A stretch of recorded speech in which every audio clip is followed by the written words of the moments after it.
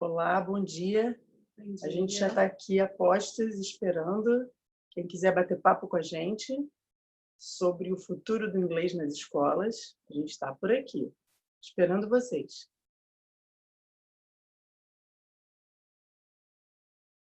Sintam-se à vontade de participar. Eu estou aqui meu nome é Bia Wilcox, eu sou CEO do Grupo UAU e eu estou aqui com a Débora Cavalcante, que cuida de toda a coordenação de conteúdos, sejam eles da plataforma UAU Academy de treinamento de professores ou dos conteúdos de professores usados em sala de aula, ou seja, tudo que diz respeito a exercício, prova, planejamento, curadoria, tudo isso está aqui na supervisão da Débora. E a gente vai falar um pouquinho desse inglês. Eu queria começar perguntando a Débora uma coisa que não sai da minha cabeça. Eu vi essa onda surgindo, essa coisa de usar o inglês como ferramenta, eu vi isso tudo chegar, fui uma compradora voraz, achei isso super interessante enquanto maneira de motivar os alunos, mas particularmente acho que está havendo um exagero nesse sentido.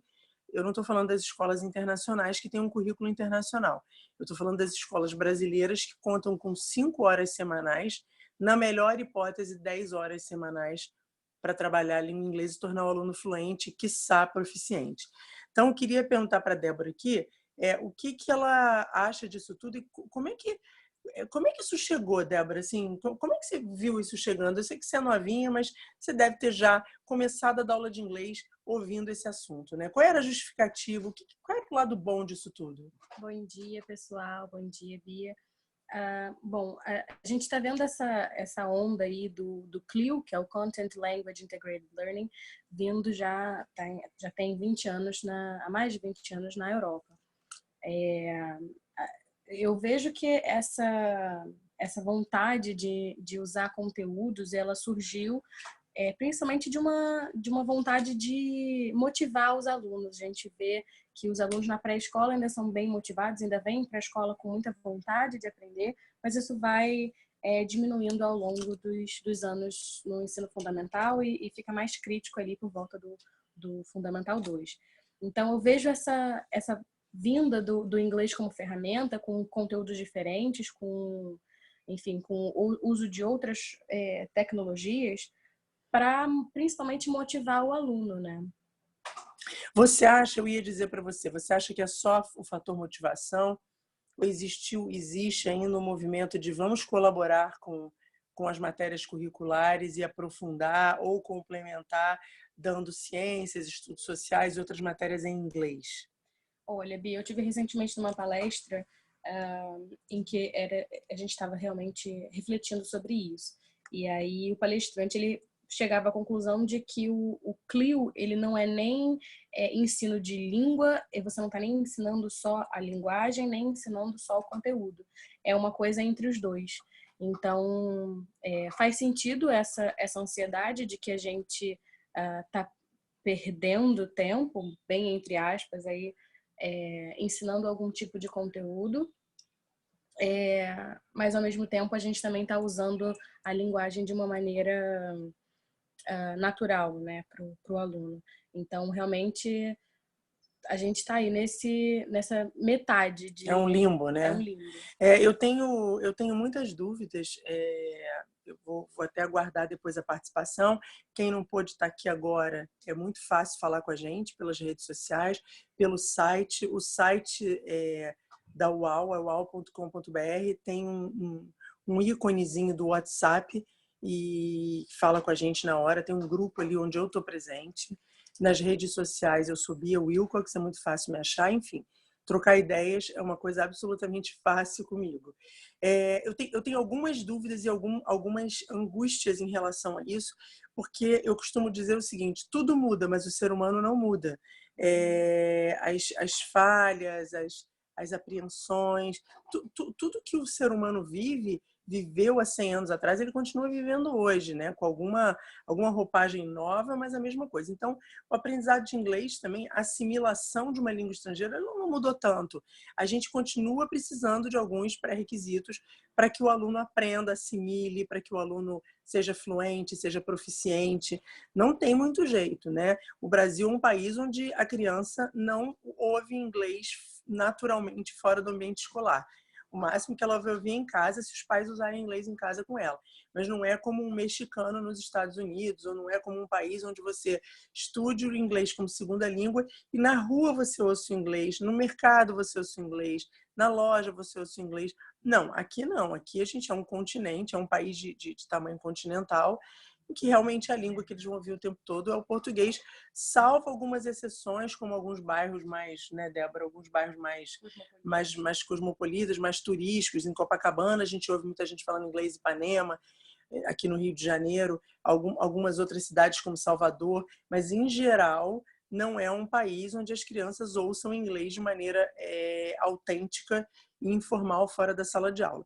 E o meu questionamento, assim, eu falo isso abertamente, me sinto culpada porque eu também embarquei um pouco nessa onda de oferecer outras matérias, é que eu acho de verdade, eu conheço sala de aula, eu dei aula há muitos anos, que dependendo da tua proposta pedagógica ali em sala, se o professor não for absurdamente bem treinado, e eu estou falando de uma coisa muito difícil, que é você treinar todo um time de professores a usar alguns recursos de outras matérias, mas para fixar, para trabalhar o inglês como língua, a gente não tem aí, enfim, é um desafio muito difícil. E o que eu vejo é o seguinte: a gente vai trabalhar hoje um experimento em inglês. Então, a gente escolheu o vocabulário que vai ser trabalhado. Acho que a Débora pode descrever melhor do que eu. Por exemplo, Débora, me dá um exemplo de uma STEAM activity popular, assim, que nós na UAL façamos bastante. Eu posso falar sobre a atividade do Water Cycle in a Bag, que a gente coloca água num saco Ziploc, desses vedados, e coloca perto de uma janela para que a gente consiga observar a água evaporando, depois condensando de novo nas paredes do saco. É uma atividade incrível. A gente sabe que é uma vivência inesquecível para o aluno trabalhar ciências mão na massa. Mas vamos falar só do inglês, porque eu queria deixar essa pergunta para vocês aqui. O cliente de vocês, o pai de aluno de vocês, vocês, diretores, gestores, coordenadores, o que todos nós queremos com o inglês dentro da escola da gente? É agregar um valor ao nosso produto, é ter uma escola dita bilíngue, ou uma escola com inglês forte. Tudo isso eu imagino que seja a prioridade máxima, mas eu acho que todo mundo tem um propósito pedagógico, que é que o aluno fale inglês, que é que o aluno domine o inglês. E o pai, ele não perdoa, né? Lá na frente, ele vai querer que o filho passe no exame internacional, faça um TOEFL e passe bem para poder ir para uma universidade ou um estágio. Ele vai querer que o filho passe nas provas das empresas multinacionais para trabalhar.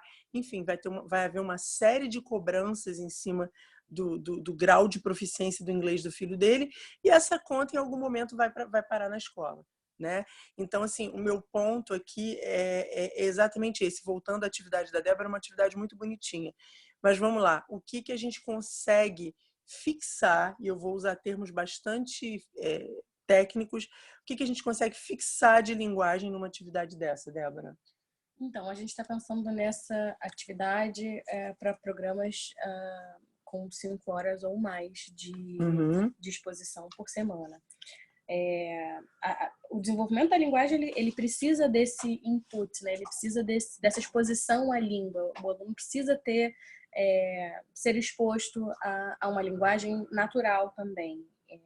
E uma atividade dessa, ela promoveria isso, ela promoveria que o professor falasse de uma maneira natural sobre um fenômeno natural, que é o ciclo da água. Que é parte integrante, claro, o aluno é o tal do input. O aluno tem que ouvir, ler e ouvir para poder, em algum momento, produzir linguagem, que é o output. Minha dúvida, eu vou tentar ser bem clara aqui, bem careta até na maneira de falar. Se alguém quiser se colocar, por favor, fique à vontade. O meu ponto aqui é muito claro, né? Você está trabalhando o ciclo da água em inglês, esse vocabulário vai ser trabalhado com os alunos.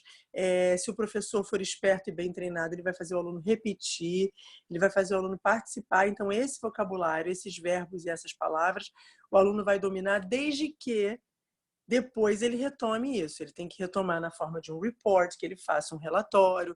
Na aula seguinte, ele vai descrever o que foi feito, vai ver um vídeo, vai contar.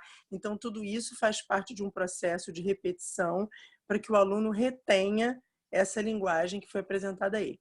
Mas meu ponto é outro. Vamos voltar lá atrás. O que a gente precisa para falar qualquer língua? Vamos lá, eu estou querendo aprender uma língua estrangeira nova, que eu não sei nada. Espero até ter tempo para isso. O que eu preciso para começar a falar essa língua? Por mais chato que seja, eu preciso dominar algumas estruturas gramaticais. Sem a gramática, a casa não fica de pé, a casa cai, né? Então, assim, gramática, estrutura gramatical é a base da fluência para se falar inglês. Isso aí foi assim há 1000 anos atrás e vai ser assim daqui a 1000 anos. A gente não consegue mudar isso, a não ser que a gente mude o cérebro, né? Mas essa é a base do ensino e da aquisição linguística. Gramática, tá bom. Então, qual é o nosso desafio? É aplicar a gramática dentro dessas atividades que a Débora falou. Seja uma atividade de STEAM, seja uma atividade de Social Studies, seja na literatura, seja no teatro. A gente precisa, o aluno precisa dessa foundation, esse embasamento gramatical para ele poder falar. Senão, não fala. Ninguém vai falar, ninguém vai escrever, ninguém vai fazer uma carta, vai fazer um pitch, nada disso se ela não tivesse embasamento gramatical. E vem a minha pergunta, para a gente não se alongar muito, que é muito simples. Como qualquer ser humano consegue adquirir essas estruturas gramaticais para falar? Eu acho que a gente precisa tentar lembrar da maneira antiga e fazer a maneira antiga de uma maneira nova. A gente pode ter esse tipo de atividade sim, mas esse tipo de atividade não pode ser o principal da aula, porque a gente precisa lembrar que a gente não está dando aula de ciências. Quando eu estou ensinando Water Cycle in a Bag, eu preciso ter consciência de que eu não estou dando aula de ciências, eu estou dando aula de inglês ainda, e meu objetivo ainda é a língua inglesa. Então, eu até tenho muito orgulho do treinamento que a gente tem na UOL, os nossos professores são muito bem treinados para isso, para que a gente consiga usar sempre aquilo que a gente já conhece, que é repetição, que é a modulação, que é elicitar do aluno o que ele já sabe, para a gente sempre construir em cima daquilo. E a gente precisa ter isso sempre em mente, que a gente tem Claro que é legal a gente trazer conteúdos diferentes, é importante que a gente tenha o nosso aluno motivado, que ele esteja querendo aprender, que ele veja o porquê dele estar aprendendo inglês, veja um propósito na aprendizagem da língua, mas é importante sim que ele tenha a parte tradicional de aplicar a gramática, de aplicar vocabulário, e a gente não pode esquecer isso. A gente, por mais que esteja dando aula de conteúdos, a gente ainda está dando aula de inglês. Exatamente. A Débora tocou num ponto que eu falo há muitos anos, que é o seguinte: eu acho que o grande desafio dos programas bilíngues hoje é você, qualquer que seja o UAU, seja qualquer dos nossos ótimos concorrentes, seja a escola que desenvolve esse programa por conta própria, ela não pode deixar de ter em mente que uma parte do material dela tem que ser adequado a esse embasamento gramatical, de vocabulário. Ninguém fala sem estrutura gramatical, ninguém fala sem vocabulário. Então, isso tem que estar presente, né? Hoje em dia, você tem muito tipo de material, e eu acho que a Débora tocou num ponto importante. A roupagem é nova para uma coisa antiga. Ou seja, fazer o aluno continuar motivado, continuar a fim de aprender, mas ele saber que tem horas que são mais chatinhas, porque ele vai precisar dessas horas para depois ele dominar a língua, né? Quando, por exemplo, no caso da UAU, a gente eu vou falar de uma coisa que eu acredito muito, que é você modelar a língua para o aluno. É o famoso drilling, né? Existem vários tipos de drilling, que é aquele exercício de gramática chatinho, que você faz oralmente ou por escrito, e o aluno vai automatizando. Eu acredito muito na automatização da língua. É você responder sem pensar muito, é você usar um he is, he was, they were sem pensar muito, é você dizer yes, please, no thanks sem pensar. Você automatiza a língua porque é assim na vida real. É assim com a língua portuguesa, que é a nossa língua materna. Para essa automatização, antigamente você tinha aquele monte de exercício de gramática, um livrinho de gramática preto e branco, e as pessoas aprendiam. Hoje, você tem muito mais recursos para que as coisas fiquem fun, né? Para que elas fiquem legais para o aluno. Mas esse tipo de exercício ele não pode sumir da vida do aluno. Porque, assim, o meu ponto, e a gente vai, já está já encerrando, mas o meu ponto é o seguinte, será que daqui a 5 anos esse aluno que brinca com Lego em sala, que monta, que cola, que faz atividades STEAM, que corta, será que esse aluno vai ter esse mesmo embasamento gramatical enfim, embasamento linguístico para falar, ser capaz de redigir, ser capaz de uma conversa longa telefônica, ser capaz de uma prova internacional, que a maioria deles precisa, até os que querem morar fora, estudar fora. Então, eu tenho, esse é o meu ponto de interrogação, essa é a minha angústia, né? Aqui na UAL, por exemplo, parte dessa chatice, entre aspas, a gente vai trabalhar, a gente já está começando a trabalhar através do nosso aplicativo. Então, os alunos jogam e, através do jogo, do game, eles estão treinando ali, automatizando a linguagem. Não é tudo, é uma parte das atividades. Mas eu volto a dizer que eu acho que os programas bilíngues eles têm que ter esse olhar para a língua em si. Não adianta você querer copiar uma escola internacional que tem 3, 4 horas por dia em inglês ou o tempo todo em inglês e querer fazer... É um remendo mal feito, porque você não tem aquelas horas todas, você não está lidando com filhos de estrangeiros muitas vezes, você está com uma carga horária muito pequena, querendo fazer o que eles fazem, e vai ser um remendo muito mal feito, porque a criança não vai dominar a língua inglesa e não vai conseguir, lá na frente, atingir os objetivos e ter os resultados que os pais esperam e que a própria escola espera, né? Débora, você tem alguma coisa a acrescentar? Eu acho que você tocou num ponto muito importante da mecanização dessa linguagem.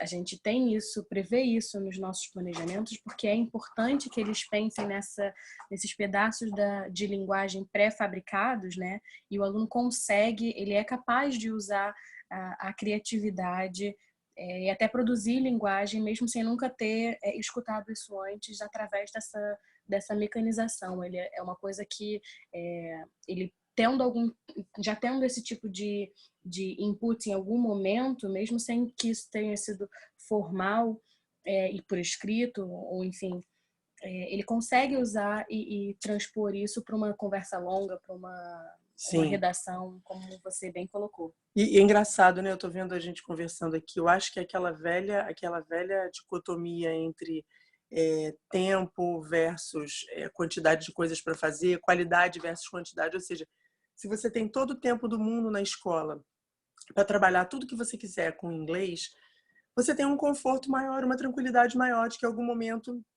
todo o inglês do mundo vai ser absorvido pelo aluno e ele vai assimilar as estruturas. Mas se você não tem todo o tempo do mundo, se você é uma escola brasileira com um bom programa bilíngue, ou mesmo que seja um programa bilíngue, você tem 2 a 3 horas por dia, você tem que otimizar o tempo. Tudo na vida é assim, né? Às vezes você está arrumando a sua casa, você otimiza o tempo. Você está fazendo compras, você otimiza o teu tempo dentro do supermercado, onde você vai primeiro. Enfim, a otimização de tempo, ela vale também para o ensino do inglês. Então, se você tem 2 horas por dia, 1 hora por dia, você pode fazer um trabalho bom, mas ele tem que ser muito focado nas prioridades e nos resultados. Não adianta fugir disso, porque daqui a 1 ano, quando acabar, o pai vai querer ver o quanto o aluno domina do inglês, o quanto ele está sabendo fazer, porque no fundo ele quer ver o filho fazer um dever de casa, ele quer ver o filho acertar. E aí, se daqui a 1 ano ele não vai dar valor àquele brinquedinho de Lego ou aquela experiência que a gente faz. Eu estou me incluindo, tá, gente? Eu não estou criticando de fora, não. Eu estou fazendo autocrítica aqui.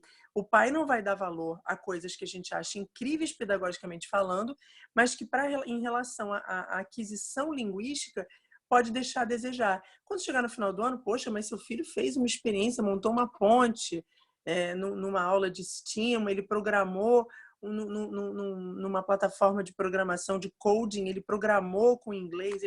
O cara, no fundo, o pai e a mãe, eles não querem muito saber disso, eles querem saber que o filho esteja dominando a língua. Né? Então, acho muito importante a gente pensar nisso para o produto final que a gente está querendo entregar a esse cliente, porque senão ele vai virar e vai dizer, essa escola não tem um programa bilíngue tão forte, porque esse é o rótulo deles, né? E esse tipo de coisa que a gente tem que fugir. É o equilíbrio entre as coisas, equilíbrio entre o Clio, entre o inglês como ferramenta e entre o inglês como objeto de estudo mesmo, o inglês como objeto de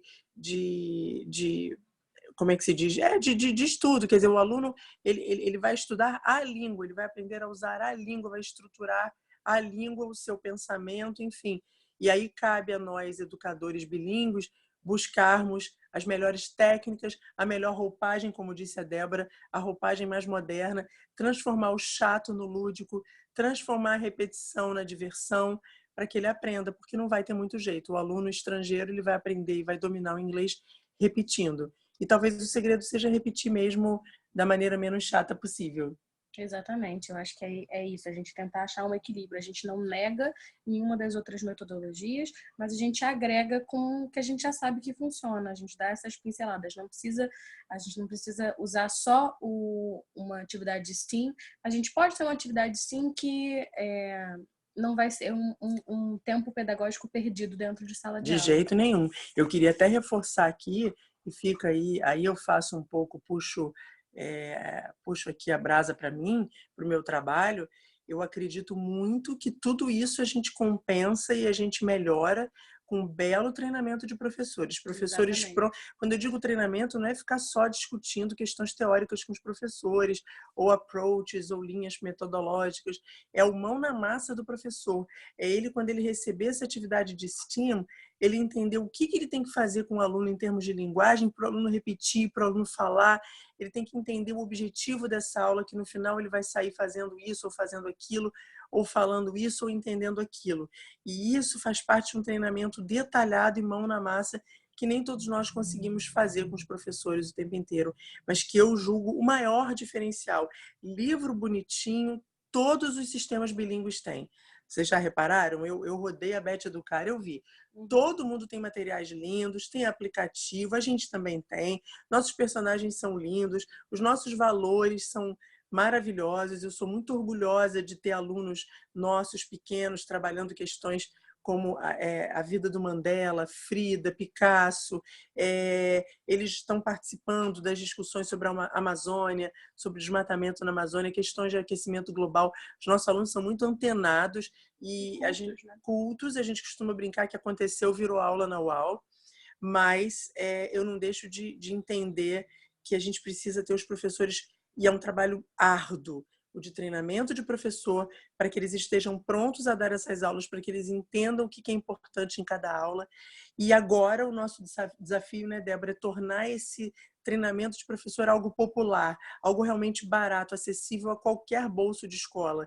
Porque se você for pensar em treinamento presencial, em sentar com o professor para ensinar ele a fazer isso tudo, é como uma aula particular, é caríssimo.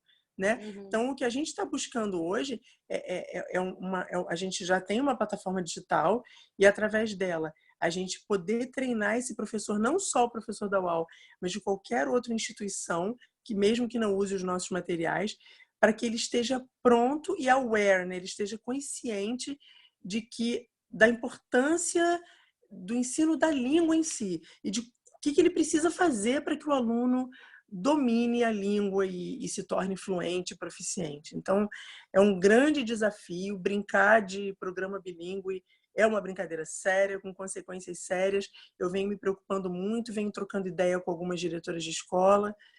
Todas têm a mesma apreensão que eu, e acho que a gente juntos pode trocar bastante. De novo, me coloco à disposição para essa troca, por e-mail, pelo site, pelas redes sociais.